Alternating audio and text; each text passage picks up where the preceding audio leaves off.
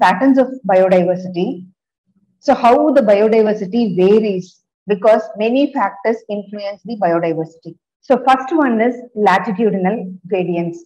Okay, see, if you take species diversity decreases when you travel from equator to the polar regions. Okay, that is at exactly tropics. If you take latitudinal range of 23.5 degree north to 23.5 degree south, see here, this region shows greater species diversity.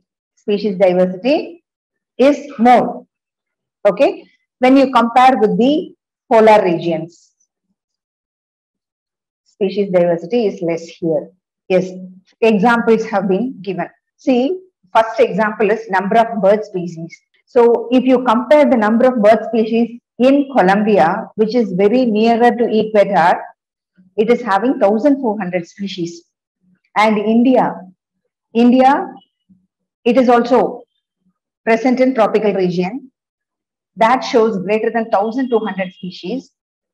And New York, 41 degree north, it shows 105 species. See, 23.5 shows more species diversity. And if it goes beyond 23.5 degree,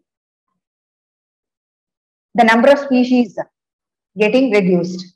And if you move towards polar region, that is Greenland, 71 degree north, only 56 species we can find. So based on this data, you can expect matching question. Okay, Colombia, 1,400 species, India, greater than 1,200 species, New York, 105 species of birds, and Greenland, only 56 different species of birds we can find. So from this data, you can expect a matching question. And second example is tropical forest region. So like Ecuador has 10 times more number of vascular plant species when compared to the temperate forest region like Midwest of USA. So Ecuador is having 10 times more in number of vascular plants species when compared to the Midwest of USA. So this is the second example.